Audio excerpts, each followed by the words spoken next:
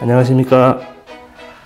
통일TV 대표 진천규입니다. 오늘은 북한 ICT 연구회 회원분들께 직접 좀 강연을 하기로 했었는데 갑작스럽게 코로나19가 확산됨으로써 이렇게 영상으로 대신하게 되었습니다. 직접 뵙고 회원분들과 우리 연구원분들과 좀 이렇게 소통을 하면서 하면 훨씬 좋았을 텐데 조금 답답하시고 하더라도 일단은 좀 진행을 하도록 하겠습니다. 저는 이제 최근 들어서 2017년 10월부터 바로 지난해 2019년 12월까지 총 18차례 방북 취재를 다녔습니다. 그래서 오늘 여러분들이 그 ICT, 북한 ICT에 대해서 상당히 관심이 있으실 텐데 저는 죄송스럽게도 오늘 준비한 것은 북쪽의 일상적인 일반 모습들을 좀 준비했습니다. 전문적인 분야들, 각 분야들 대단히 많습니다. 그 중에 특히 오늘은 이제 그 ICT 전문가분들인데 ICT 전문뿐이 아니라 어떤 전문 분야 이전이라도 북쪽을 좀 일상적인 것부터 좀 알아야 되겠다. 일상적인 것을 제대로 좀 알자라는 차원에서 제가 거의 지금까지 북쪽 18번 방북 취재를 하면서 전문적인 분야는 깊게 들어가진 않았습니다. 그래서 일상적으로 과연 지난 시기 너무 우리 대한민국 이 국민분들은 북쪽을 제대로 알 수 있는 기회가 없었습니다. 그리고 좀 알려고 해도 여러 가지 제약으로 인해서 좀 부족한 부분이 있었고, 그리고 최근 들어서는 2010년 5.24 조치 이후에는 사실 인적 교류가 거의 끊어지다시피 했습니다. 그래서 지난 10년간은 더욱이 더 이렇게 중단된 기간 동안에 저는 다행히 뭐 운이 좋다고 할까요? 하여간 이런 기회를 잡아서 18번 방북 취재를 해서 여러분들께 이제 일상적인 모습을 보여드리고자 합니다. 그래서 저는 이제 여러분과 똑같은 대한민국 여권을 가지고 있습니다. 그래서 어떻게 이제 이렇게 이 어려운 시기에도 북쪽을 비교적 자유롭게 드나들면서 취재를 했느냐 이렇게 궁금해 하시는데 여기부터 말씀을 드리자면 저는 이제 그 제3국의 영주권을 가지고 있습니다. 우리 대한민국 국민은 북쪽 주민을 만나거나 여러분들 뭐 접촉하거나 회합하거나 이럴 때부터도 우리 남북교류협력법상에 이제 북한 주민 접촉 승인을 받아야 됩니다. 신청을 해서 승인을 받아야 되는데 그리고 북한을 방문하려면 더욱이 북측의 초청장이 반드시 필요합니다. 그러나 요즘에는 거의 민간 단계에서는 최근 들어서는 아주 닫혀 있는 상황입니다. 뭐 정치적 상황은 뭐 다음에 기회가 있으면 말씀드리도록 하고요. 저는 재외 국민, 해외 동포의 신분으로, 그래서 제3국의 영주권이 있으면 이제 해외 동포, 재외 국민으로 이렇게 됩니다. 그래서 재외 국민은 우리 대한민국 국민이긴 하지만 재외 국민은 이렇게 이런 신청, 승인, 허가가 아니고요. 그냥 바쁘면 방북을 하고 나서도 사후 신고를만 하면 되게 되어 있습니다. 그래서 저는 해외 동포의 신분으로 우리 대한민국도 합법적이고 그리고 북측에도 해외 동포는 지난 시기도 그렇고 자유롭게 적절한 이 절차만 거치면 비자를 발급받고 또 뭐 여행은 이제 또 관광증도 받고 해서 해외 동포들은 자유롭게 이렇게 방북을 하고 있습니다. 그래서 저 역시도 저는 이제 방북 취재를 하고 있습니다. 그래서 통일TV를 준비하기 위해서 이제 방북 취재를 최근 들어서 유일하게 하다시피 하고 있습니다. 그래서 저는 방북 취재는 일반적인 관광 이런 경제 협력 뭐 인도주의적인 지원과는 달리 취재, 촬영, 보도를 하기 위한 이 방북 취재를 하고 있습니다. 그래서 다른 분들보다는 그래도 비교적 북측의 일상적인 이런 부분들을 좀 많이 보여드리고 있다 해서 우리 북한 ICT 연구회 회원분들도 제가 다음번에는 이 ICT 뭐 제가 전문가는 아니지만 그래도 좀 이렇게 요구하시는 취재가 있으면 제가 해서 보여드리도록 하고 오늘은 북쪽을 일반적으로 여지껏 좀 사실 우리는 북맹이라는 표현을 쓰고 있습니다. 여러분들 콘맹이라고 하듯이 북에 대해서 너무 모릅니다. 정확히 알 수 있는 방법도 없었고요. 그래서 저는 최근의 모습들을 이렇게 좀 자연스럽게 보여드리면서 오늘 시간을 함께 하고자 합니다. 지금 제가 이 첫 사진으로 시작하는데 제가 방북 취재를 하는데 큰 도움을 받았다. 결정적인 계기가 됐다. 라고 해서 북측에서도 사실 이 뭐 통일TV 진천규 어떻게 알겠습니까? 그래서 저는 이 사진을 이 사진이 제가 여러분들 아시는 대로 김대중 대통령과 김정일 국방위원장 간의 2000년 6.15 공동선언을 할 당시의 사진입니다. 그래서 제가 당시 한겨레신문 기자로 수행 취재를 해서 제가 찍은 사진입니다. 그래서 이 사진으로 북측의 당국자들에게 이렇게 해서 저는 다시 이 어려운 시기에 북쪽을 취재해서 정확히 제대로 알리고자 합니다라고 해서 승인을 받고 들어가게 됐습니다. 지금 보시는 것은 이제 바로 조선민주주의인민공화국 비자입니다. 조선민주주의인민공화국이 정식 국호입니다. 우리 대한민국 하듯이. 그래서 우리 자꾸 북한 하니까 이제 남한이라고밖에 할 수가 없거든요. 그래서 우리 얼마나 좋은 이름 대한민국이라는 국가 이름이 있습니까? 자랑스러운 대한민국이라고 부르려면 조선민주주의인민공화국이라고 불러주면 됩니다. 그래서 지금 조선하면 마치 지난 시기에는 아주 경외시하는 아주 이상스럽게 생각하는 이런 용어로 돼 있어가지고 아직도 지금도 조선하면 물론 뭐 언론사 우리 대한민국에 가장 큰 언론사가 있긴 하지만 그래도 조선하면 이상하게 생각하는 분들이 많이 있습니다. 그래서 저는 대한민국을 부르려면 조선민주주의인민공화국이라고 부르면 된다. 약칭 한국, 조선 그리고 또 조선이라기가 조금 이제 하면 이제 뭐 북측 북녘 이런 표현을 하면 되겠다. 북한이라는 용어보다는 그래서 저는 이 비자를 빌미로 해서 비자도 보면 아시겠지만 여러분 Democratic People's Republic of Korea입니다. DPRK. 저는 DPR 조선인 줄 알았어요, 사실은. 근데 코리아라고 북측에서도 우리 대한민국 Republic of Korea와 같이 DPR 코리아라고 쓰는 또 새로운 사실. 뭐 그전부터 있었지만은 여러분들도 이런 사실을 아마 쉽지 않게 알으셨으리라고 봅니다. 북측도 DPR 코리아라고 분명히 쓰고 있습니다. 그래서 우리는 하나의 코리아, 원 코리아 이렇게 통일운동 단체에서는 말씀들을 하고 있지요. 그래서 조선민주주의인민공화국 비자를 이렇게 보여드리고요. 이제 올 초에 우리 대한민국 정부에서 이제 개별 관광을 허가하겠다라는 이제 말씀을 이제 정부에서 했는데요. 이렇게 개별 관광은 이렇게 비자까지는 아니고요. 북측의 이제 모든 해외 관광객들은 조선국제여행사에서 관광증을 발급합니다. 그래서 관광증이라는 것을 가지고 가고 이제 관광이 아닌 분들은 이제 이렇게 비자를 받고 들어가죠. 그래서 제가 이제 뒤에 뒷모습인데요. 비자 이제 별지 비자라고 해서요. 여러분들 이제 그 여권에 중국 비자는 이렇게 붙여서 찍어주거든요. 근데 붙이지 않고 국교가 수립되어 있지 않은 국가 간에는 별지 비자로 해서 붙여주지 않습니다. 뒤에 보이듯이 제가 이제 지난해 8월 29일 날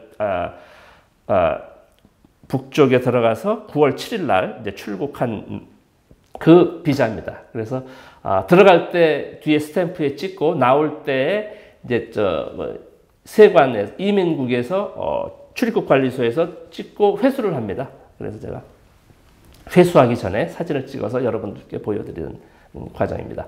그리고 미국 여권에도 이렇게 비자를 붙여주지는 않습니다. 국교가 수립되어 있지 않은 국가니까. 아마 중국 여권은 또 이제 비자가 없는 국가죠. 조중, 혈맹 해가지고 중국과 북쪽 간에는, 조선 간에는 비자가 없는 이 국가이지요. 그래서 비자 한번 보여드렸고요. 제가 지난 2017년 10월부터 11월 그리고 2018년, 2019년 한 18차례 한 26개월 동안 그래서 거의 한두 달에 한 번씩 이제 방북 취재를 했는데 초창기에는 제가 평양 단동 평양 국제 열차를 타고 방북 취재를 했습니다. 그래서 보시는 대로 단동 평양 단동을 매일 왕복 운항합니다. 동시에 평양 중국 단동에서 출발해서 그날 오후에 상대 지역에 도착해서 하룻밤 자고 다시 그 다음날 또 동시 출발을 합니다. 그래서 평양 단동 평양은 매일 운행을 하고 그리고 평양역이 여러분들 국제역입니다. 세계적인 국제역입니다. 평양역에서는 단동까지 가는 것이 아니라 북경 베이징까지 주 4회 운항을 하고요. 그리고 블라디보스토크에서 시베리아 횡단을 해가지고 모스크바까지 월 6회 운행을 하고 있습니다.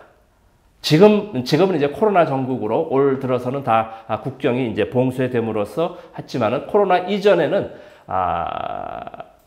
러시아 모스크바, 중국 북경 베이징까지 거의 매일 운항을 하는 국제역입니다. 우리 대한민국의 서울역, 부산역, 목포역, 대전역이 일제강점기 시기에도 국제역이었습니다. 이것을 아는 분들은 그렇게 많지 않은데 우리 대한민국도 일제강점기 시기조차도 국제역이었는데 지금은 분단된 이후로 섬 아닌 섬으로 살아가고 있는 우리 대한민국 국민들입니다. 지난 2017년 제가 초반에 이제 기차 타고 들어갈 때 이제 북쪽 분들입니다. 기차 내부는 다음 기회에 있으면 자세히 보여드리고요. 최근 들어서는 제가 중국 시미양에서 항공편으로 다니고 있습니다. 시미양에서 평양까지 주 4회 운항을 합니다. 월수 목토 그리고 베이징 그리고 블라디보스토크 이렇게 3개 국제 도시에서 평양 왕복 운항을 하고 있고요. 지난 시기는 뭐 태국의 방콕, 또 모스크바, 러시아 모스크바까지도 다니곤 했는데 최근 들어서는 이렇게 줄어들었다고 합니다. 그리고 올 들어서는 1월 말, 1월 20 마지막 주 이후로 국제선 항공 열차가 다 북쪽에서는 차단을 하고 있습니다. 코로나19의 강력한 방역으로 인해서. 그래서 지금 이 사진은 이제 제가 자주 다니는 이 심양 국제공항의 이 카운터입니다. 이 카운터에서 이제 매주 월수목토 이렇게 12시에 카운터가 열려서 2시 출발하는 JS 156편 고려항공편입니다. 항상 이렇게 소위 바글바글 됩니다.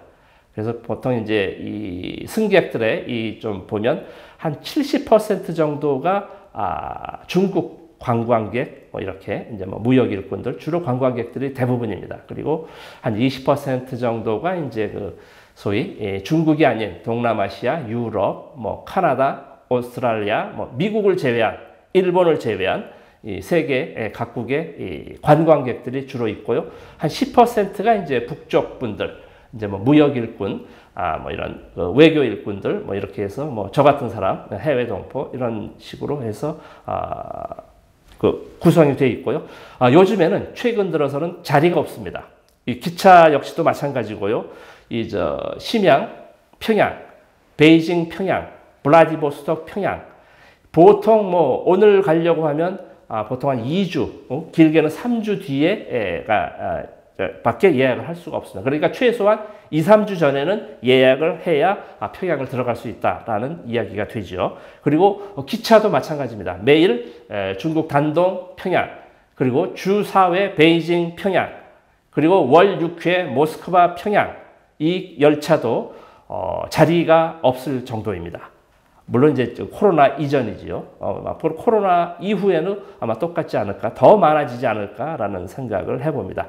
그 중에 우리 대한민국 국민은 거의 대부분이 함께 할 수가 없다는 이 현실, 냉엄한 현실입니다. 그래서 앞으로 좀 남북 관계가 좀 개선이 돼서 좀 우리 국민도, 우리 대한민국 일반 국민도 북쪽 여행을 좀 함께 할 수 있는 시기가 오길 바라봅니다. 바로 이 카운터 뒤에는 F 카운터가 있습니다. 이 F 카운터에서는 인천 심양, 심양 인천, 대한항공, 아시아나항공이 매일 왕복 운항을 합니다. 그것은 무슨 말인고 하면 중국 사람들은 심양에서 인천행 비행기표 사면 서울, 대한민국 관광을 하고 평양행 비행기표를 사면 평양의 북쪽에 관광을 갈 수 있고 비즈니스를 할 수 있다는 이야기입니다. 자유롭게.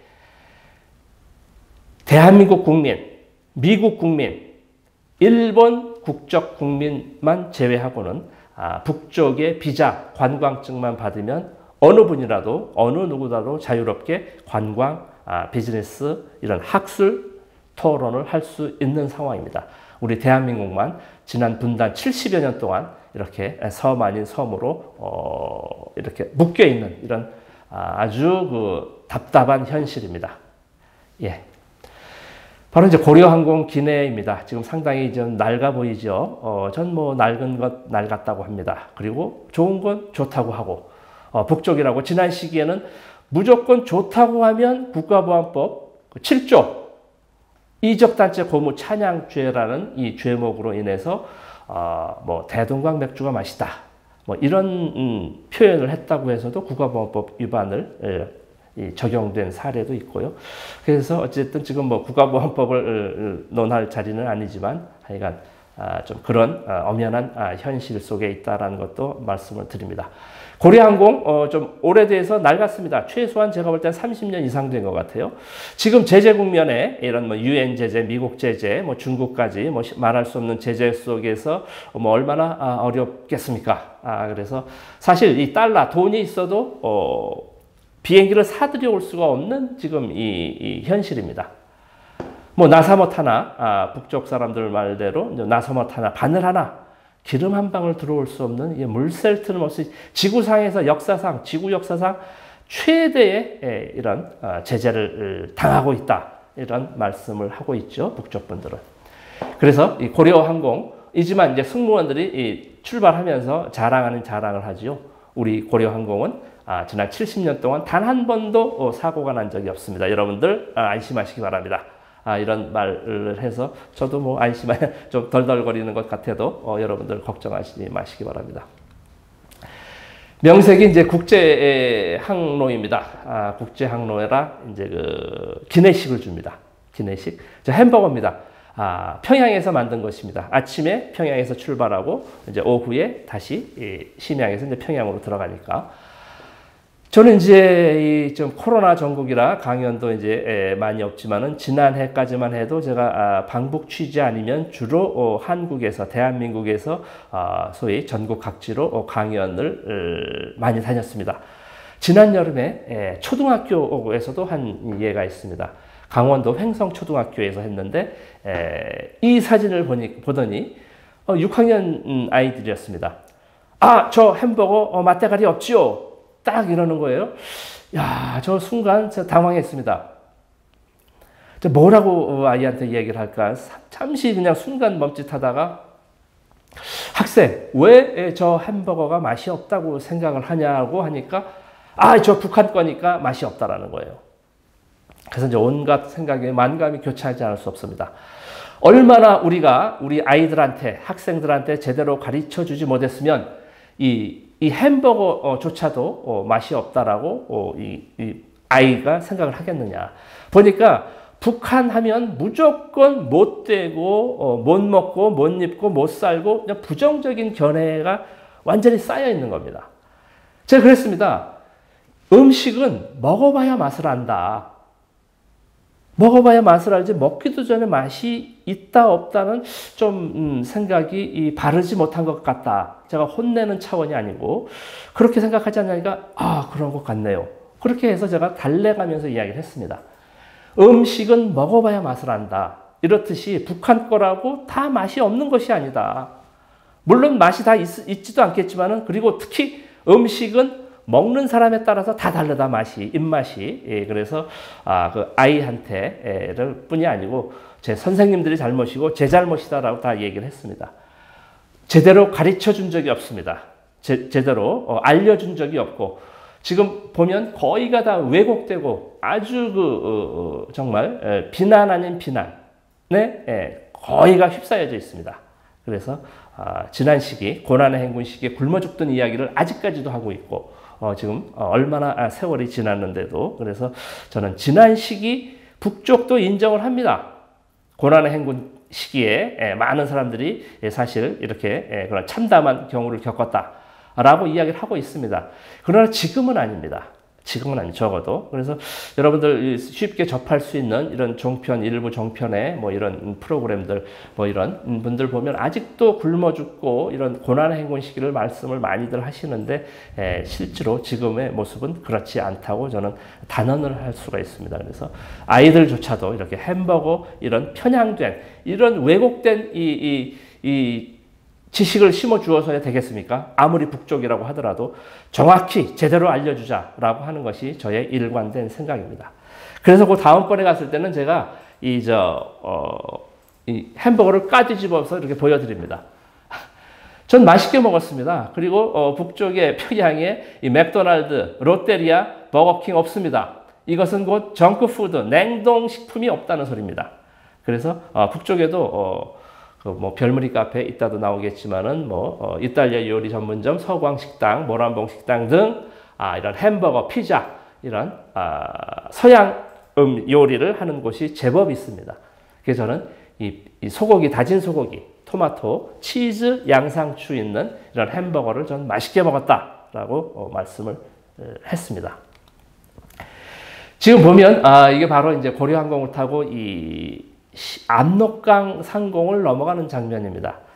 여러분들 요즘 젊은 분들은 잘 모르시겠지만 이제 조금 이제 나이가 드신 분들은 압록강 하면 상당히 우리 이 대한민국, 우리 한민족의 그 아슬아한 이런 뭐 추억 아닌 이 기억이 있는 이 압록강입니다. 그래서 압록강 이렇게 보는 모습이고요.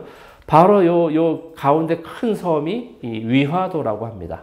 그래서 이 압록강 오른쪽이 중국 단동이고요, 왼쪽이 신의주입니다. 이 희미하게 보이는 철길, 바로 이 고속철도역에서 제가 단동역에서 기차를 타고 압록강 넘어서 신의주를 해서 평안북도, 평안남도, 평양 직할시에서 제가 이렇게 기차를 타고 다녀온 상공에서 본 압록강의 상공입니다. 저 멀리가 이제 그 서해죠, 황해, 서해입니다. 그리고 이 우측이 이제 황금평 경제특구라고 하더라고요. 네. 지금 요걸 보면 이제 사진 아닌 사진 같지도 않은 사진, 이렇게 이제 그냥 제가 평양공항에 도착하면 첫 번째로 이 사진이 눈에 띕니다. 이 보면 여러분들은 이제 그 내리는 사람 따라서 이렇게 쭉쭉 이렇게 나가면 되지만은, 저는 지난 시기 언론사 인터뷰에서 진 기자께서 북쪽에 가서 좋았던 것이 무엇이 있었느냐라고 제가 질문을 받았을 때 단연코 두 가지가 있었는데, 첫 번째가 말이 통해서 좋았다는 표현을 했습니다. 실제로 그렇습니다. 저는 70년 동안 이 분단된 이 남북이 이 갈라져 온 70년 세월에 얼마나 달라졌을까, 여러 가지. 전혀 그렇지 않았습니다.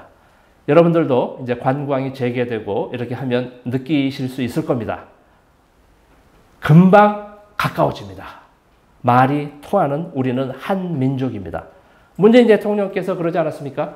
우리는 5,000년, 7,000년, 8,000년 동안 함께 살아온 한 민족이었습니다. 지난 70년, 최근 70년 동안만 이렇게 분단되어 있는, 물론 이제 70년이 결코 짧은 세월은 아닙니다. 이 두 세대 이상이 넘어가는, 바로 이제 실향민, 분단 1세대 분들은 지금 벌써 90세가 다 넘어가시고, 바로 이제 80 후반 이런 분들 많이 계신데, 어제 오늘도 뭐 이렇게 돌아가신 분들도 계십니다. 그래서 이분들이 더 늦기 전에 고향 땅 한번 밟아보자라는 이것에 해서 좀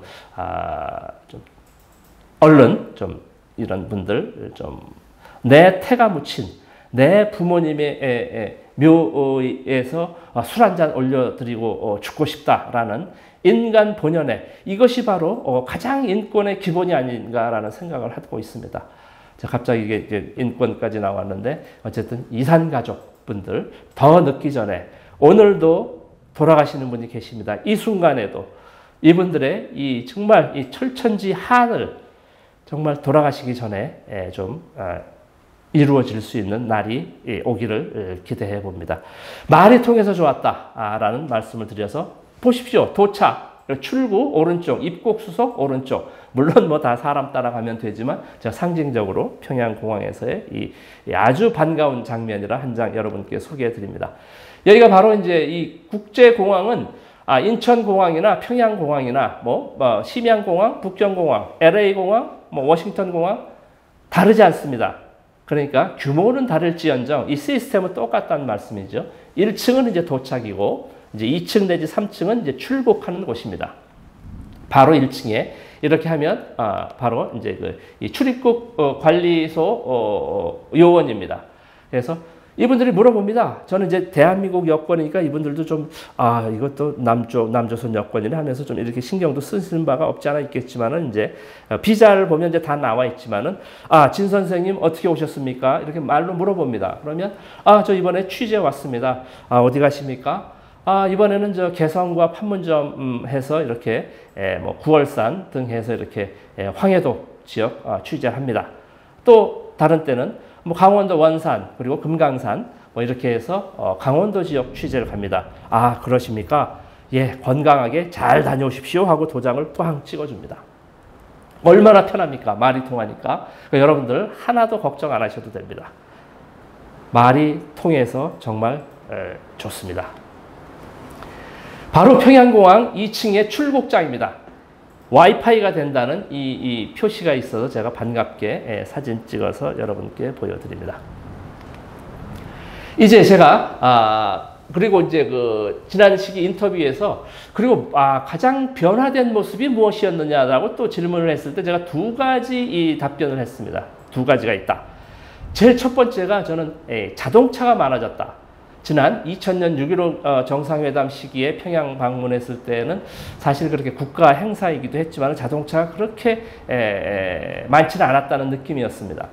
그러나 이번에 방문하면서 요즘에 방문하면서 보면 지금도 2부제라고 합니다. 2부제. 공기의 질을 위해서 2부제. 그러니까 홀짝제죠. 1번, 2번 홀수 짝수제 2부제를 하는데 아마도 제가 보기에는 기름 부족으로 이런 제재 국면에 이런 연료 부족으로 자동차도 이런 홀짝제를 할 수밖에 없는 이런 시기가 아닌가 싶습니다. 물론 이제 북쪽 분들 말로는 이제 평양시 내에 자동차가 많아서 공기의 질을 좀 좋게 하기 위해서 자동차를 절반씩만 다닌다 이런 말씀도 하고 있습니다. 자동차가 그만큼 상당히 많아졌습니다. 그리고 두 번째가 저는 깜짝 놀랍게도 휴대폰, 스마트폰 북쪽 분들 말로 손전화가 뭐 정말 손에 다 들고 다니는 것 같았어요. 그래서 저는 지난 시기 상상을 못했던 장면입니다. 그래서 깜짝 놀랐던 두 가지 장면을 오늘 우리 북한 ICT 연구회 여러분들께 보여드리면서 좀 하는 것으로 하겠습니다. 저 휴대폰 케이스는 제 케이스보다 더 좋아 보입니다. 저분은 지난 가을 금강산 단풍관광원 북쪽 여성입니다. 모든 분들이 깜짝 놀래요. 뭐 어떤 이유로 놀라는지는 모르겠는데 북쪽 여성이 휴대폰 있는 것도 또 선글라스 쓴 것도 놀랐다. 뭐 이런 또 백백도 참 저렇게 아주 세련됐다. 뭐 보이진 않지만 이렇게 미루어 볼 때 아주 저렇게 세련된 분이 있다. 그래서 단연코 저분은 북쪽 여성입니다. 제가 인터뷰를 했었으니까요. 네. 이 장면을 보고 저는 정말 그때 놀랐는데 제가 바로 2017년 이제 거의 3년이 돼 갑니다. 2017년 10월에 첫 방북을 했습니다. 6.15 공동선언 17년 만에. 이때 가장 저는 놀라지 않을 수가 없었습니다. 이게 우리로 치면 홈플러스 이마트 같은 이제 마트인데요. 광복지구 상업중심이라고 이 마트의 식품 코너에서 장 보러 온 북쪽 여성이 뭐 장은 뒷전이고 이 전화로 막 하는 겁니다. 저는 한 4, 5m 떨어지는 사진, 저는 이제 신기했으니까 북쪽 여성이 저렇게 장 보러 와서 스마트폰으로 이렇게 하는 것이 야, 뭐라고 잘 안 들린다. 좀 크게 말해라, 크게. 아니, 메시지 날려라, 메시지. 이것이 바로 북쪽 여성의 표현이었습니다. 문자 보내라고. 잘 안 들리니까. 바로 이렇게 일상적으로 이렇게 휴대폰 모습이고요. 여기는 바로 서울에 치면 남산의 팔각정, 평양, 모란봉 공원의 을밀대입니다. 바로 부부가 아이 데리고 나와서 이렇게 빨간 스카프, 소년단 표시라고 합니다. 우리로 치면 요즘도 있죠. 걸스카우트, 보이스카우트 아이들 하는 이런 소년단 북쪽에 뭐 가입할 수도 있고 안 할 수도 있고 뭐 100%는 아니라고 합니다. 바로 어머니하고 같이 이 아빠가 찍어주는 스마트폰입니다, 여러분. 스마트폰. 카메라가 아닙니다. 여기도 바로 그 옆에 이 할아버지가 이 자식의 자식, 이 손주 녀석의 사진을 찍어주는 모습입니다. 여러분들 나이 드신 분들은 이렇게 손으로 밀어서 이렇게 찍는 모습 많이 본 모습 아닙니까? 바로 이것이 평양 북쪽의 지금 일상적인 모습입니다. 바로 모란봉공원 갔을 때입니다. 이 가니메데, 소위 포장마차 같은 데서, 저기에서 이제 이 과자, 뭐 음료수 이렇게 파는 곳에서 평양에도 이렇게 가니메데가 있구나. 인민복 아니면 어딘 줄 알겠습니까? 이 아주머니가 이 손전화, 휴대폰을 하고 있는, 저는 찍고 나서 알았습니다, 사실은. 찍을 땐 몰랐습니다. 보니까 이분도 스마트폰 전화를 하고 있는 모습입니다. 그러니까 이 정도로 일상적이다라는 말씀을 드립니다. 여기는 아까 제가 햄버거, 피자 맛있게 하는 곳 중에 하나입니다. 별무리 카페라고 여러분들 가신 적도 있을 겁니다. 고려 호텔, 뭐 우리 대한민국 분들이 가면 고려 호텔, 보통강 호텔, 양각도 호텔 주로 많이 묵으시는데요. 고려 호텔에서 바로 길 건너 걸어서 한 3분 거리입니다. 별무리 찻집입니다. 이름도 아주 와닿죠. 별무리 찻집. 햄버거, 피자, 파스타, 스위스 뽕듀까지 합니다. 그래서 상당히 맛있게 하는, 제가 주방 취재를 했을 때에 저 옆에 또 서너 명의 조리사들이 있습니다. 자기 동료를 동영상 사진 찍어주는 모습입니다. 이것으로. 이렇게 애들 살고 있습니다. 이것도 다른 어느 조리사분의, 조리사 친구의 휴대폰입니다. 보시죠. 우리 일상에 있는 모습 아닙니까? 우리 지금 이 자리에 저 옆에 휴대폰 있고 스마트폰 옆에 있듯이 이렇게 저는 지난 시기 깜짝 놀라지 않을 수 없습니다. 여기도 바로 2018년도입니다. 제가 2018년 여름에 평양의 시간은 서울의 시간과 함께 흐른다라는 이 방북 취재 책을 하나 냈습니다. 그 책에도 있는데 이 대동강 여름에 대동강호에 밥 먹고 공연 보는 사진, 공연 사진을 찍는 분들입니다. 아주 일상적인 모습입니다.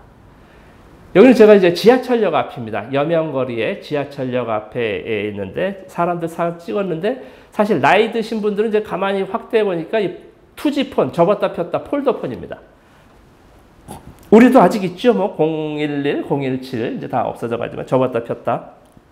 북쪽에도 제가 거의 못 봤는데 이렇게 하나 있어서 여러분께 소개해 드립니다. 이 사진 보고 제가 어디 서울역 앞이냐, 제가 가는 곳마다 뭐 익산역 앞이냐, 목포 항구 앞이냐, 지난 봄 평양극장 앞입니다. 지난 2019년 9월 19일 날 이 9.19 선언 문재인 대통령이 가시어서 김정은 위원장과 같이 공연을 본 평양 그 극장입니다. 저도 지난 봄에 평양극장에서 공연을 보고 나왔을 때 그 공연 보고 나온 이 젊은이가 어디론가 전화하는 모습입니다. 휴대폰에. 그래서 여러분 공연 볼 때는 사진을 못 찍지 않습니까? 했다가 이제 나와서 보니까 많이 들어와 있으니까 카톡도 체크하고 뭐 하지 않습니까? 바로 이런 상황입니다. 바로 극장을 나오는 분들입니다. 제가 말이죠, 저는 재미동포입니다. 여러분들 휴대폰 들은 사람만 앞에서 좀 모여서 나오시죠. 이렇게 해서도 안 되고 할 이유도 없고 하지도 않습니다. 자, 나오는 분을 한 장 찍었는데 저렇게 가만히 보십시오. 사진 이렇게 보시면 손에 하나씩, 죄다 하나씩 들고 어디 이런 사람들이 굶어 죽는 사람들 모습입니까? 이 여성분은 좀 퉁퉁한, 이런 표현 해도 되는지 모르겠는데 좀 퉁퉁하신 분들 이렇게, 예? 물론 이 남자분은 조금 이렇게 날렵한 분도 있지만은 거의 다 휴대폰들을 들고 있는 상황입니다.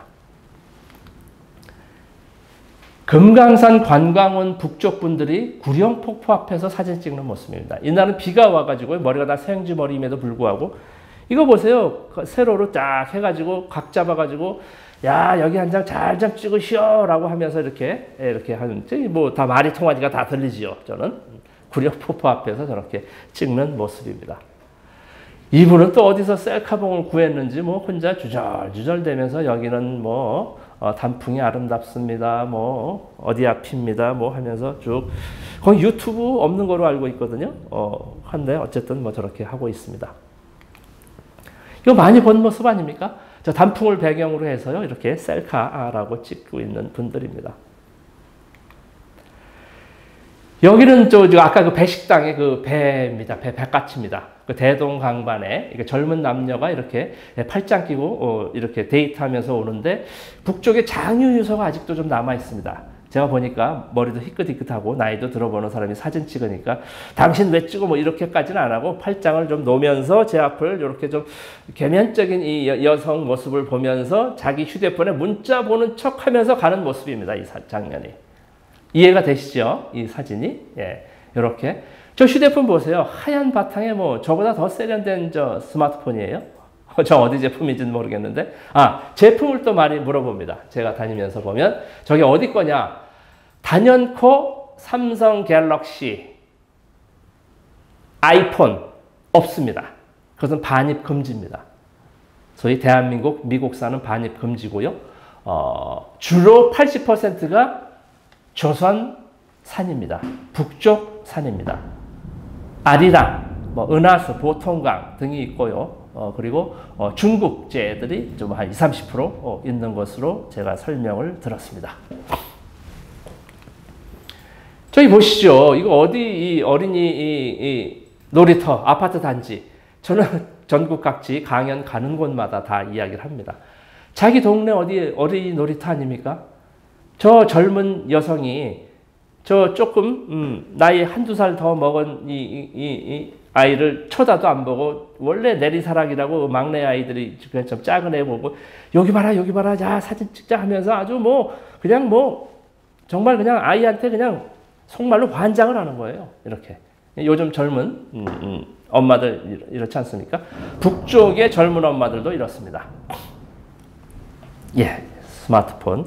그래서 제가 스마트폰, 북쪽의 휴대폰 제가 이제 많이 알렸다고 생각을 합니다. 단연코. 제 이전에는 이런 것 본 적이 없었을 겁니다. 보여준 적도 없고.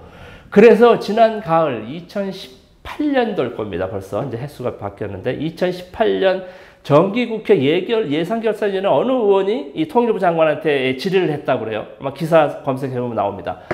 지금 보니까 북쪽에 휴대폰이 많다고 하는데 도대체 몇 대나 됩니까? 하니까 당시 조명균 통일부 장관이 이리저리 조사를 해서 보더니만 2017년 말 현재 580만 대라는 이야기를 합니다. 이것은 580만 대, 대한민국에서 공식적으로 첫 북쪽의 휴대폰 숫자를 밝힌 것입니다. 이전에는 아무도 얘기하지 않았습니다.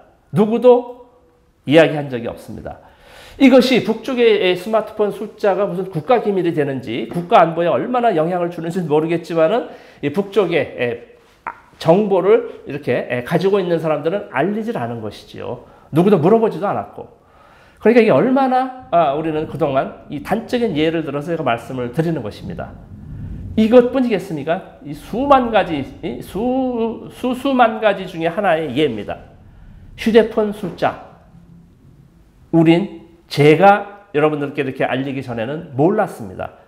저는 전화나 올케 하나 사는 생각을 했었습니다. 사실 저는 2017년도에 갈 때만 해도 저조차도 깜짝 놀라지 않을 수가 없었습니다.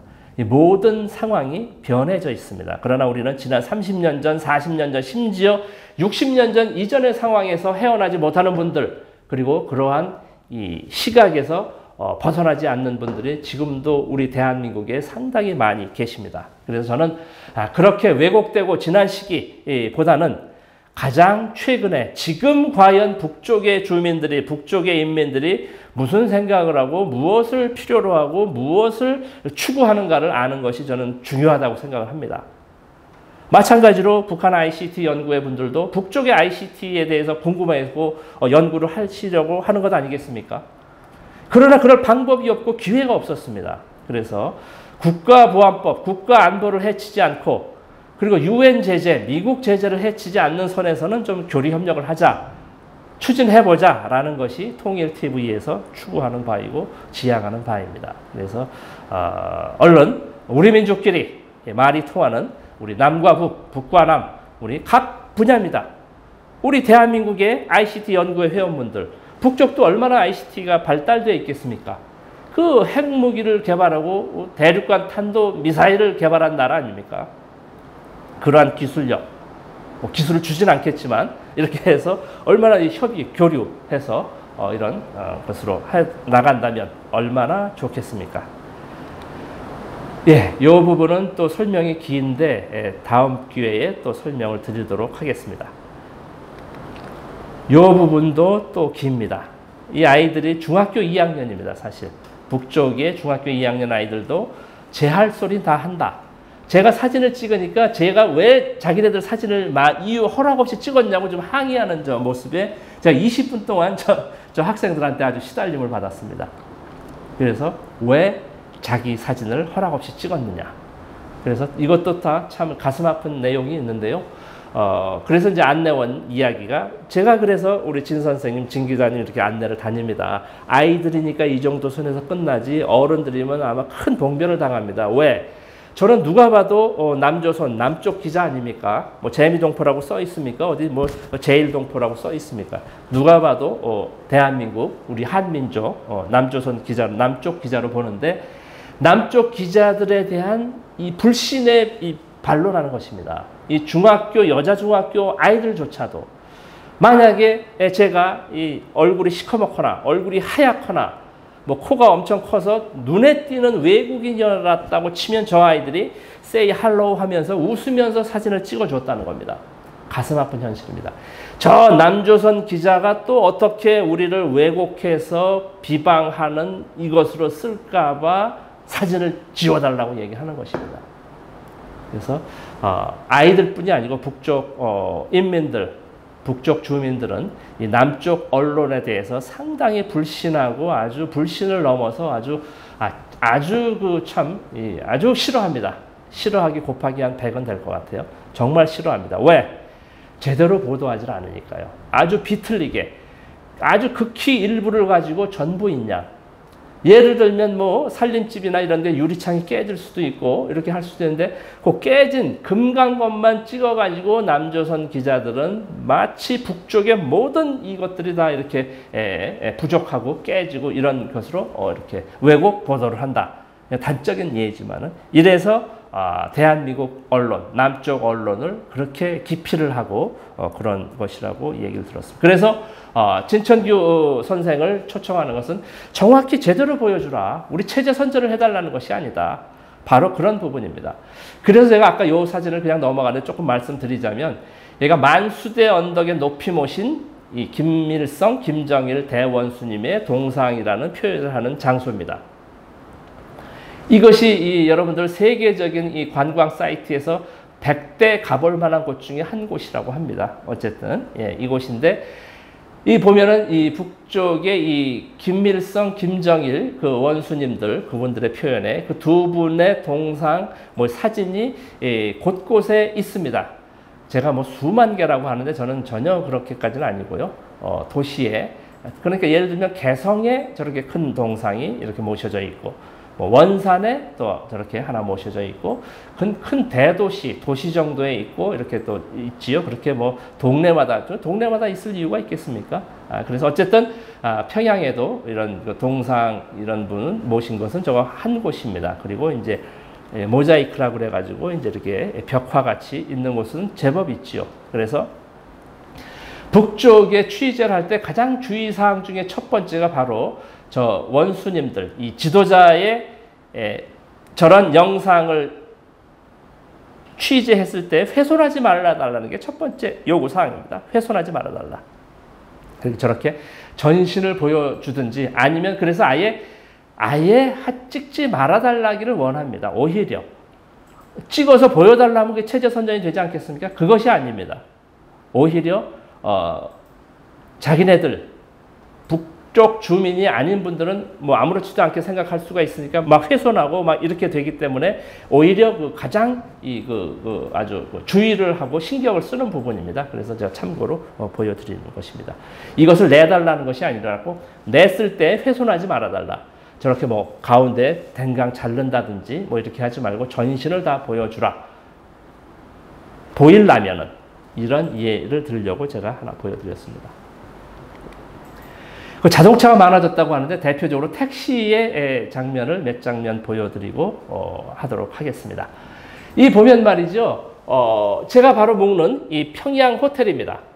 제가 아까 우리 대한민국 분들은 남쪽 분들은 가면 고려 호텔 많이 들어보셨을 거예요. 그리고 양각도 국제 호텔, 또 뭐 보통강 호텔 뭐 이런 곳에 많이 묵는데 저는 이제 평양 호텔. 이곳이 사실 이거 인터넷이 잘 됩니다. 제가 가면 도착하는 날부터 출국할 때까지 24시간 인터넷을 개방받습니다. 랜선으로 해서 제가 노트북 가지고 저희 통일TV 분들하고 소통도 하고 제 가족과 또 이렇게 이메일도 주고받고 지인들하고 이렇게 하고 하는 인터넷이 잘 됩니다. 물론 뭐 인터넷 요금은 제가 지불을 합니다. 궁금하시죠? 값이 얼마인가? 1시간에 10달러, 1시간에 10불 주고 있습니다. 10달러. 그래서 저는 뭐 연합뉴스, 네이버, 구글, 뭐 다 유튜브 다 검색 가능합니다. 그래서 저는 어쨌든 우리 남쪽 뉴스가 궁금하니까 이제 쭉 긁어서 카피 쭉 해놓지요. 그러고 이제 풀어서 슬슬 읽지요. 그래서 거의 하루에 뭐 한 3, 40분, 뭐 아침, 저녁으로 해서 뭐 한 100여 불 정도, 100여 달러 정도, 보통 2주 묵었을 때 인터넷 사용료를, 비용을 지불합니다. 평양 호텔 앞에 택시가 기다려 있는 모습들입니다. 여기는 어딥니까? 저 냉면으로 유명한 옥류관이라는 곳 아시죠, 여러분들? 옥류관 앞에 간선도로 이면도로에 택시가 기다리고 있는 줄입니다, 여러분. 이런 모습을 상상을 못 하셨을 거예요. 네. 이렇게 택시도 다니고 휴대폰도 들고 다니고 이렇게 쇼핑도 하고 다닙니다. 제가 이제 어스름한 저녁 무렵에 출퇴근 시간에는 이제 트래픽 잼이 있을 정도로 근데 신호등을 한 두어 번을 거쳐야 됩니다. 그래서 마침 제가 타고 다니는 차 앞에 이렇게 택시가 한 카트에 3대가 잡혀서 한 장 찍어서 보여드리고요. 저는 렌트카 용차를 하고 있습니다. 제가 도착하는 날부터 오는 날까지 그래서 하루에 25달러 지불을 하지요. 노동신문 본사 앞인데요. 이 앞이 해방산 호텔이라고 되어 있습니다. 그래서 호텔 앞에 손님 기다리는 택시들. 이 뒤에도 또 10여 대가 쭉 있습니다. 그러니까 택시 이곳에 이 택시가 허허벌판에 있지 않습니다. 그러니까 손님이 있는 곳에 택시가 있죠. 여기도 바로 평양극장 앞입니다. 눈썰미 계신 분들은 바로 여기 세 번째 바로 저는 이제 북쪽 방문 취재를 가면 1인 3역을 합니다.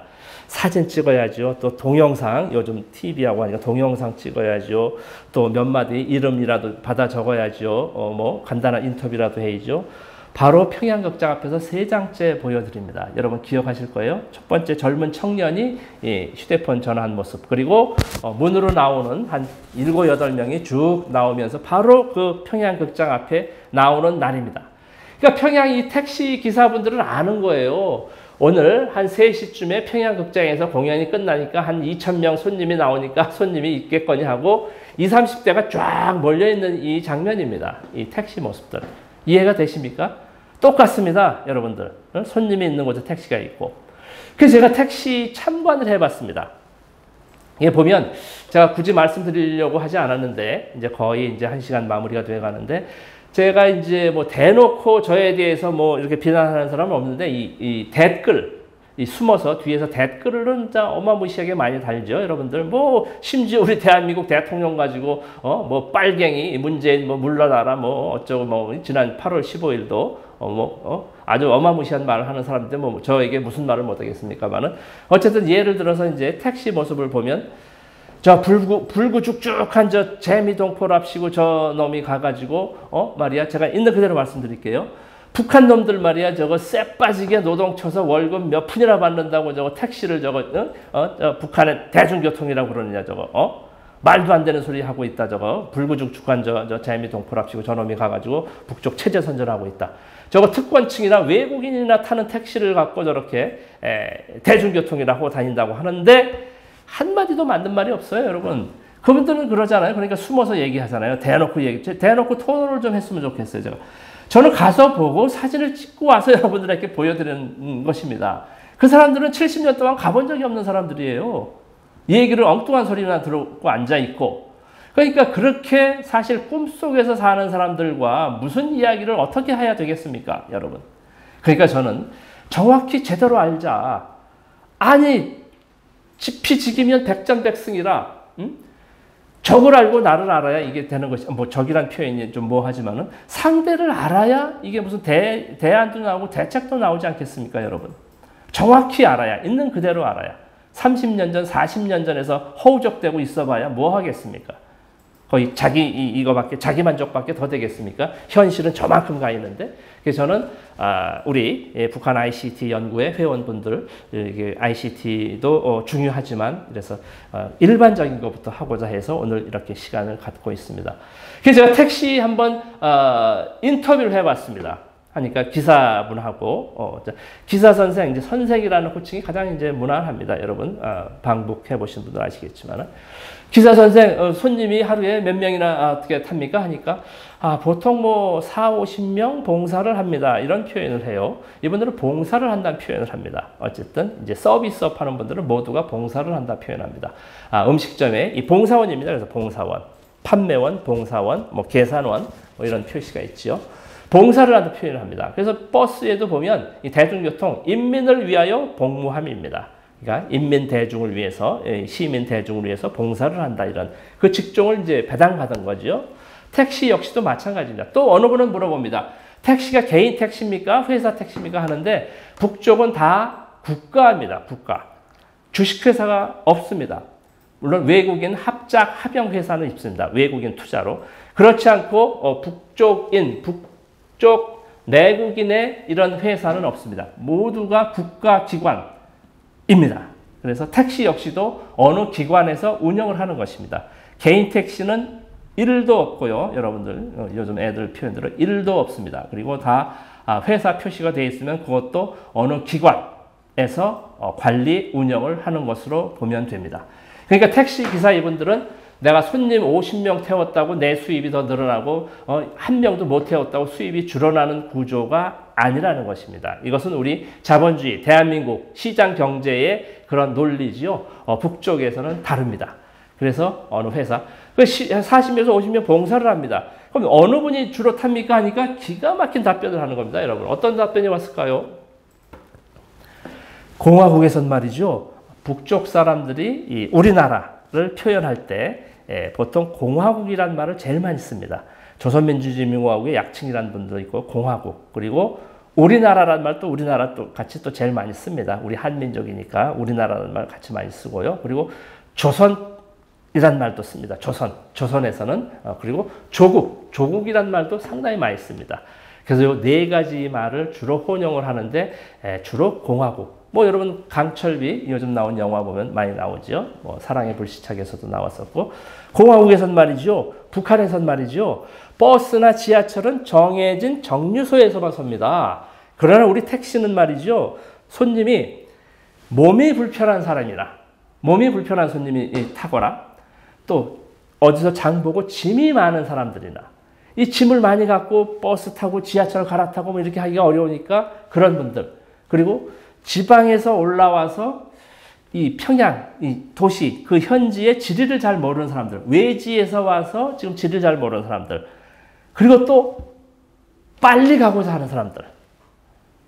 이 사람들을 타면 제가 골목 원하는 곳까지 모셔다 드리는 봉사를 합니다. 이런 표현을 하고 있습니다. 여러분 택시 왜 타십니까? 저도 택시 왜 탔습니까? 회기역에서 여기 모르니까 처음 오는 곳이니까 택시 타고 온 곳입니다. 제가 지방 강연 가는 곳마다 어느 역에서 내려서나 다 익산역에서 내려서 다 택시 타고 갑니다. 함열역으로 택시 타고 갔습니다. 지난주에. 여러분 똑같습니다. 몸이 불편해서 택시를 타거나 짐이 많아서 타거나 지리를 잘 몰라서 타거나 빨리 가려고 이 네 가지 이외에 택시를 타는 이유를 저는 찾아볼 수가 없을 것 같아요. 여러분들 북쪽 주민들도 똑같이 그런 이유로 택시를 탄다고 합니다. 당간부, 특권층, 외국인, 오히려 외국인은 택시를 탈 수가 없습니다. 여러분 놀라운 일이죠. 외국인은 탈 수가 없습니다. 저 같은 외지인, 외국인은 아니지만 외지인입니다. 그러니까 조선 국민, 북한 주민이 아닌 사람들은 북쪽의 대중교통을 탈 수가 없게 돼 있습니다. 그게 또 무슨 놈의 나라냐 또 이렇게 또 대단히 얘기를 합니다. 그래 그것은 어쨌든 그 나라, 그곳의 시스템 법규입니다. 북쪽 사람들이 서울에 오면 지하철 타고 버스 타고 마음대로 다닐 수 있을까요, 여러분? 절대로 못 그렇게 합니다. 북쪽에 있는 분이 미국에 가서 그렇게 할 수 있나요? 전혀 그렇게 못합니다.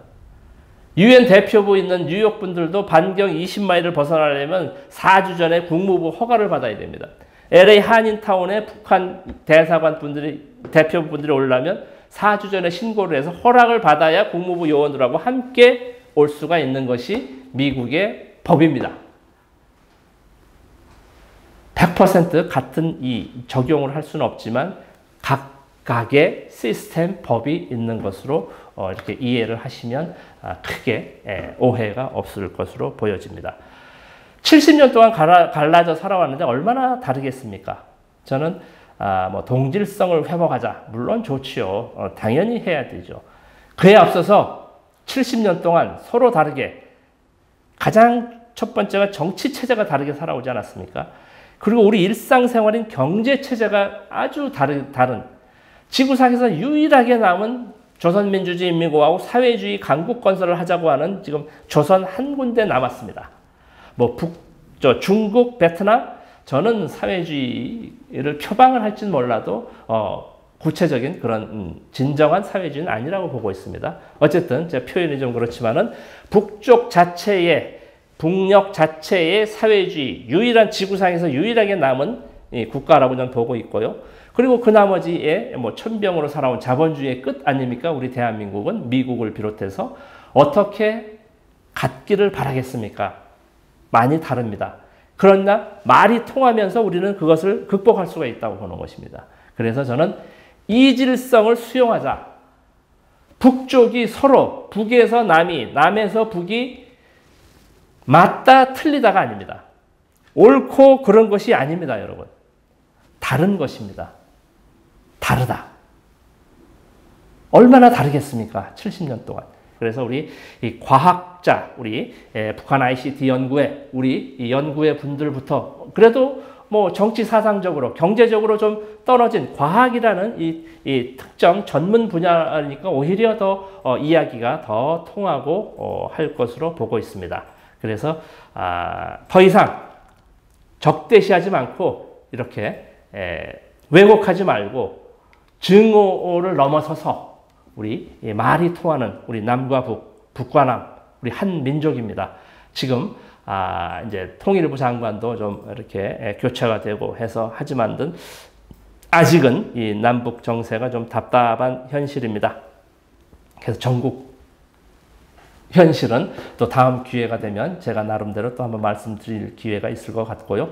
오늘은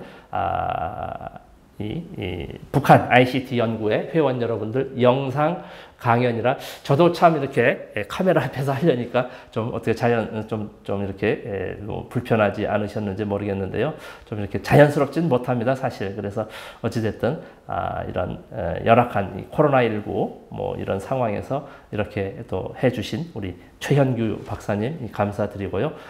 다음 이제 오프라인 때 이렇게 뵙고 이렇게 질의응답도 좀 하고 제가 좀 더 이제 다음번 방북 때에는 이제 북쪽에 ICT 관련해서 좀 더 좀 취재를 좀 해서 또 직접 만나서 이렇게 할 수 있는 기회가 하루빨리 오기를 바라지 않습니다. 지금까지 통일TV 진천규였습니다. 고맙습니다.